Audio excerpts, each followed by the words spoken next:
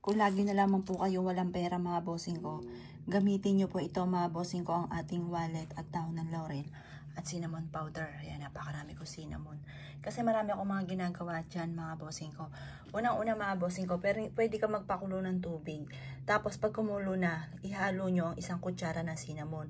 Tapos pag kumukulo na po siya, ihagis nyo po ito sa may harapan ng inyo pong main door or kaya na main entrance ng inyong negosyo.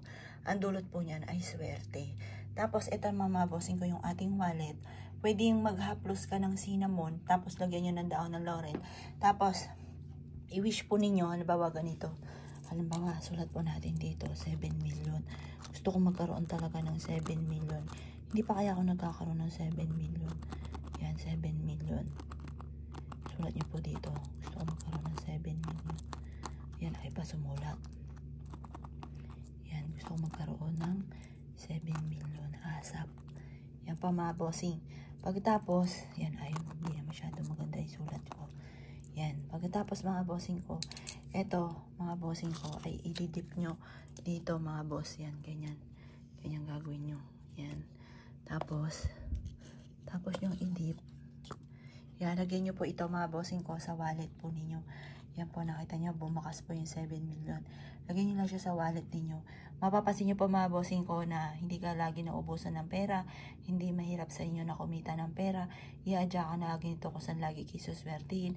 At pwede rin maglagay kayo ng ganito sa inyong negosyo para lagi ka magkaroon ng araw-araw na malaking benta. Subok na po ito, proven po ito na napakaswerte. Kaya ako'y kinaniwala at naisyo po itong gawin. Gawin nyo na po ito kaagad mga bossing. Huwag kang mag-alala. Proven po ito. Basta lalo nyo dadagdagan ang sipag at tiyaga.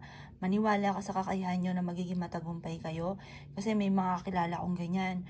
Sabi na, ay mukhang malabo na Miss Apple kasi matanda na ako. Sabi ko, ma'am, alam nyo po ba may nananalo pa sa loto or kaya may nagiging matagumpay pa sa negosyo kahit may edad na? Wala naman po sa edad po yun. Malay nyo, makahabol pa po kayo. Ano po nangyari mga bossing ko? Siya po hindi makapaniwala. Sinuwerte naman po siya sa negosyo mga bossing. At yun po, napanood nyo po ba yung may senior citizen na nanalo pa sa loto? Walang imposible mga bossing. Basta maniwala ka lang. Wala naman po masama po dyan. Ngayon po mga bossing ko, ikinaniniwala at naisyo po itong gawin. Subukan nyo po ito. Proven po ito mga bossing. At kayo mismo may maa-amaze sa dami ng mga blessing na darating. Kaya ako ikinaniwala at gagawin nyo po ito. Gawin nyo na po ito ng pasikreto na walang kahit sino man ang makakaalam. At i-adya ka nito kung sa lagi ikaw ay suswertein. At magkakaroon ka ng maraming pera.